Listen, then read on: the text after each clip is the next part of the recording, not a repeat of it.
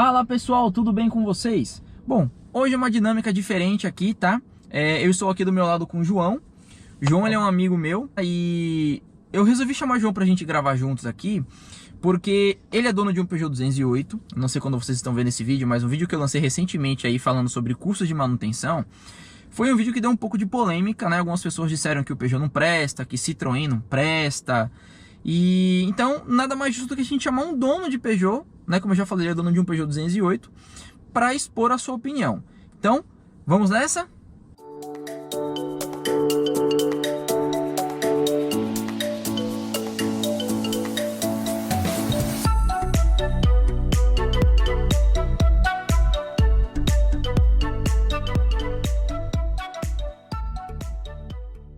Esse vídeo então, como eu falei pra vocês na cabeça do vídeo, ele vai funcionar com uma dinâmica um pouco diferente. Ao invés da gente começar falando sobre os detalhes internos e externos do Peugeot, né, nós vamos fazer um vídeo comentando um pouco sobre o carro. E não sou eu quem dará a opinião sobre o Peugeot 208. Como eu falei pra vocês, eu estou com um dono de Peugeot 208 aqui. E a título de curiosidade, pra vocês terem noção, o João, antes dele ter um Peugeot 208, ele tinha um Hyundai i30. Isso. Né? Então assim, ele trocou pelo 208, lógico, teve os motivos dele, obviamente.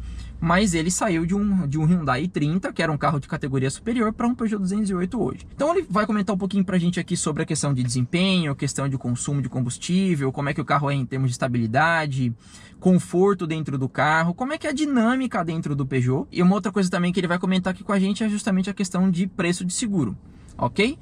Então vamos lá, João. O que você hoje, como dono de um Peugeot 208, o que você acha em relação a desempenho? Lembrando que o seu carro ele é o 208 1.6 16 válvulas, isso, né? Isso, 1.6 16 grife manual. Lembrando que nesse ano ainda, que foi o ano ainda pré-facelift, os modelos automáticos que a gente tinha, tanto o Allure quanto o Grife, eles eram aquele modelo de câmbio L4, que ficou famoso por ter problema. Câmbio 4 marchas. Isso, aquele câmbio 4 marchas. Ficou famoso por dar manutenção um pouco complicada, dar aquele problema na trizeta. Nessa época, tinha aquele câmbio L4, por causa disso eu fui atrás de um Grife manual. Como você comentou, eu saí de um i30. A minha saga, na verdade, de carros foi: eu andei por 4 anos no Onix. Hoje ele é o Onix Joy, mas na época ele não tinha ainda aquela denominação. Na verdade, o seu era o LT, né? Não é isso? E hoje em dia é só o Joy. Sim. Exato. Hoje ele é vendido como Joy, né? Porque a gente já tem um novo Onix. Sim. Passei 4 anos com ele. Na sequência, como você comentou também, eu fui para um i30, porque foi uma época que eu tava procurando um carro com câmbio automático. Me lembro. Achei aquele um carro bacana pra caramba, inclusive para as pessoas que gostam de hatch médios, acho que vale muito a pena você dar uma conferida. Um excelente carro. Eu me lembro que, inclusive, quando ele tava para vender o i30, eu me ofereci para comprar o i30 dele na época. O carro dele... ele já comprou o carro com uma quilometragem relativamente alta, digamos assim. O pessoal falando que carro com quilometragem alta não presta, mas uma das coisas que nós olhamos quando ele foi comprar o i30 é questão de manutenção, né? O antigo dono tinha feito todas as manutenções do carro em concessionária, tudo carimbado no manual, o carro na garantia ainda. Tava tudo perfeito. A garantia aí até agora, 2020, acho que por volta de maio, se eu não me engano, alguma coisa assim. O carro tava impecável, em questão de manutenção tava impecável. Sim. E aí eu me lembro que eu me ofereci para comprar o carro, mas aí questões óbvias, assim, questões financeiras não deu muito certo. Isso. E aí hoje ele tá no 208. Isso, verdade. Fale pra gente então com relação então ao desempenho do 208. O que você acha? Porque você saiu de um carro, um motor 1.8, com em torno de 150 cavalos, mais ou menos. Mais ou menos isso. 19 kg de torque, mais ou menos. 19 kg de torque, um senhor carro, um senhor motor, diga-se de passagem. Um carro muito bacana. Só que ele tinha algumas peculiaridades. Por exemplo, na época que inclusive eu estava conversando com o Cássio, na época que eu quis trocar, eu fiquei basicamente um ano, eu fechei um ano completo com o i30. Foi um ano, então, por umas questões financeiras, eu decidi voltar um pouco atrás, dar um passo para trás, no sentido de pegar um carro de, vamos colocar assim, uma categoria inferior. Então eu voltei para um carro manual e um carro menor. Eu já comecei naquela época a olhar o 208, porque sempre foi um carro que me chamou a atenção. Inclusive, antes de eu pegar o i30, Cássio tinha até ido comigo na própria concessionária da Peugeot, que a gente tinha olhado no 208, na época já era o pós-facelift, e já era com aquele câmbio automático de 6 marchas, o Aisin, que é aquele câmbio japonês. Então, eu já estava olhando ele, na época acabei optando por i30, mas acabei voltando pro Peugeot. Assim, eu acho um carro fantástico para as pessoas que têm família pequena. Eu acho que a versão Grife, hoje, se você tem condição de pegar um usado, principalmente manual, se você conseguir, se você não se importar com o câmbio manual, eu acho o acabamento do carro muito bom. Ele realmente tem uma quantidade de plástico a mais, mas assim, você tem alguns detalhes em couro, você tem alguns detalhes emborrachados, então é uma coisa muito bacana.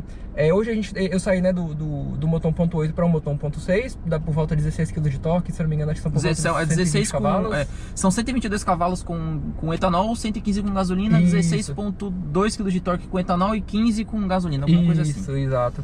Então assim, como ele é um carro pequeno, ele é um carro leve, relativamente leve, ele é bem satisfatório pro carro. Eu acho que ele casa muito bem com o carro, principalmente com o câmbio manual. O motor 16 válvulas é um motor gerador, então ele é um motor bem elástico, né? Praticamente em toda a sua faixa de rotação.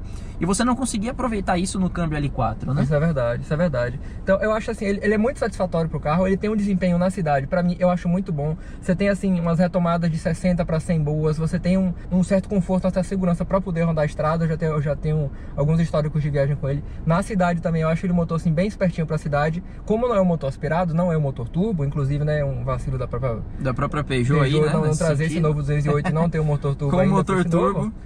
Mas assim, ele tem aquela retomada de sinal que você precisa pisar um pouquinho mais, porque você não tem o auxílio do motor turbo, você não tem aquele torque cedo, mas eu diria que ele é extremamente satisfatório para nível de cidade. Então você tem um desempenho cidade, estrada, bom. Em relação ao consumo também que você comentou, eu ando praticamente o tempo todo sempre na gasolina, por um gosto pessoal. Eu tô por volta, acho que vai fazer 10 meses que eu já tô com o carro. Eu só coloquei álcool por volta, acho que 2 vezes, se eu não tô enganado. Eu me lembro que você colocou etanol no tanque quando você comprou, que nós até pensamos, bom, a gente não sabe quanto tempo o carro ficou parado. Sim, então verdade. Vamos etanol no tanque, vamos dar tudo que dá no carro aí. O primeiro tanque foi todo de álcool, você falou, pode botar, queima tudo que você tá aí, você não sabe quanto tempo esse carro tá parado, pode ser que esse combustível esteja velho. Então, 2 tanques de álcool, mas eu ando prioritariamente na gasolina sempre aditivada.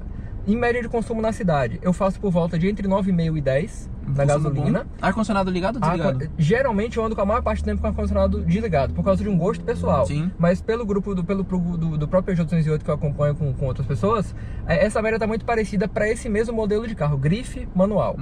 Fica entre 9 e 9,5, então fica relativamente próximo. Sim. Se dá, estrada, sempre com ar ligado o tempo todo, eu faço na média de 13 a 14. 13 a 14, um consumo excelente. Isso é verdade. No último tanque que eu fiz até, eu rodei 560 km. Muito bom. Com um tanque inteiro. Fazendo a média, eu andei desses 560 por volta de 300 de estrada, então deu uma média de 13 quase por litro. Isso pegando trânsito misto, porque 300 de estrada, foi quase metade de estrada e metade de cidade. Metade de cidade. Então foi um consumo que eu achei legal. Um bom consumo. E assim, média de velocidade entre 90, 100 e 110, sempre dentro dessa faixa. Eu não tenho pé pesado, já fica exclusivo. Inclusive, esse valor que eu passei foi com pé leve. Eu não ando com pé pesado de frente desse cara aqui. Eu tenho um pé mais pesado que o dele. Eu não tenho um pé muito pesado, não gosto de ficar esticando o carro. Tem um pé mais pesado que o dele. Mas assim, velocidades médias de rodovia, 90, 100, 110, 120 em alguns trechos. Isso. Acredito. Então, o consumo de combustível está aprovado. Por ser um motor 1.6, eu acho excelente, mas por mais que seja um motor 1.6, se eu não me engano, é o mesmo motor que veio do 207, com algumas melhorias, claras, né, com evolução de tecnologia. Acho que é um motor de 2013 ou 2012. Sim, é uma concepção relativamente antiga de motorização, mas ele teve uma calibragem diferenciada para o 208. Isso. É um motor, ele tem uma mecânica muito confiável. Tem ainda, se você pegar os mais antigos, principalmente os Alures da época, os Actives, você tinha aquele motor 1.5, tem alguns históricos de trinco e de vazamento de óleo naqueles motores. Sim. Mas se você fizer você pegar um carro que tem uma manutenção um histórico de manutenção bacana, você dificilmente vai ter esses problemas. E no 1.6 eu nunca vi nenhum registro nesse caso, de novo, quando você tem manutenções em dia. Então, nessa questão de confiabilidade mecânica, não tem problema. Você falou também sobre a questão de custo de peças. Questão de manutenção, né? Eu tava olhando recentemente, porque meu carro já tá por volta de 64 mil quilômetros, então ele já tá mais ou menos no tempo de eu fazer a troca dos amortecedores dianteiros. Inclusive começou com barulhinho, né? Você foi, no canto direito eu tô ouvindo um barulho pequenininho, não sei se ainda é o coxinho, não sei se é o batente, não sei se é o próprio amortecedor, pelo tempo. Sim. Eu tava olhando ontem na internet da marca Monroe, e eu acho por volta, já o kit completo, os 2 amortecedores dianteiros, com kit, batente, rolamento, coifa, com tudo, por volta de R$800. Então eu não tô achando um preço tão caro. Fora que a gente tava conversando também mais cedo, os Peugeots hoje, e o Peugeot e Citroën, de certa forma, eles têm esse histórico de desvalorização por causa de um histórico passado que eles tinham. Da própria montadora. E as pessoas, assim, as montadoras, elas vendiam as peças muito caras, não tinham um pós-venda muito bom, que inclusive hoje eles estão revertendo essa situação. Acho que eu deixei isso claro também no vídeo que eu fiz falando sobre o custo de manutenção. E as pessoas acabavam por comprar peça paralela, né, que é muito mais em conta, só que a peça paralela também não vai ter a mesma durabilidade de uma peça original, a mesma qualidade de uma peça original. É verdade. Né? Eles estão trabalhando, estão evoluindo nessa parte, ainda tem esse histórico antigo, principalmente muito preconceito das pessoas com os carros antigos. Eles vieram fazer uma alusão breve aqui ao nosso querido Maré 2.4 Turbo. Saudoso Maré 2.0. Verdade, 2.0 Turbo. Quando vieram, por exemplo, os primeiros Peugeot 206, eles vieram com a tecnologia de motor mais avançada, que aqui no Brasil ainda não tinha esse costume dessa manutenção. Exatamente. Então Então ajudou a criar esse certo preconceito, mas hoje eles estão lutando, estão revertendo essa parte, tá? Então é uma evolução bacana. Por conta dessa falta de manutenção, assim, não vou dizer que é um descaso, mas por conta desse pós-venda falho da Peugeot, as pessoas faziam as manutenções do carro fora da concessionária. Nós não tínhamos mecânicos qualificados para esse tipo de motor, para esse tipo de carro, né? Que é uma tecnologia, como ele mesmo falou, o João mesmo falou, é uma tecnologia era mais avançada para a época, né? Então, infelizmente, os carros acabaram caindo em mão de mecânicos errados, mão de pessoas erradas, e esses carros, infelizmente, hoje são desvalorizados por isso. Muito. Outra coisa também que eu queria que você comentasse, João, questão de conforto. Como é que é o conforto dentro do carro? Boa. Como a gente mesmo comentou, eu vim de um i30. Então o i30 é um carro mais baixo, é um hatch médio. Ele tem essa pegada um pouco mais para esportivo, então você tem suspensão dura, é um carro muito baixo. É mais estável também, né? Ele é bem mais estável. Então assim, você tinha, para carro de cidade, era um carro que você ia falar, esse carro é duro. Porque quando você passa por quebra-mola, porque quando você passa por buracos, você sentia mais essa parte. Quando eu venho pro 208 agora, ele teve um acerto de suspensão, ele já é um carro mais alto, né? Ele teve um acerto de suspensão um pouco mais macio. Sim. Então, para dentro de cidade, por mais que a gente tenha essas maravilhosas ruas esburacadas que a gente tem aqui, perfeito, eu ainda tenho um certo conforto, principalmente se eu comparar com o i30. É um conforto muito maior do que o a comparação do i30, o i30 era roda com perfil, era um pneu de perfil baixo, roda era 17 polegadas. Exato. O seu 208, se eu não me engano, era o 16, o pneu um pouco perfil mais alto, perfil um pouco mais alto. Então, você soma todos esses fatores e você tem um conforto, tanto um conforto interno a bordo, com alguns mimozinhos que fica aí pro próximo vídeo pra vocês darem uma olhada. Sim. Mas tanto andando dentro da estrada, dentro de cidade, você tem uma estabilidade boa, inclusive, você consegue manobrar o carro de forma bem tranquila, em estradas também, na velocidade acima, em velocidade de rodovia, você tem um conforto, você tem uma estabilidade, você tem uma confiança para você rodar, até ali por volta dos 110 a 120 no máximo, que é pelo menos o que eu ando em rodovia.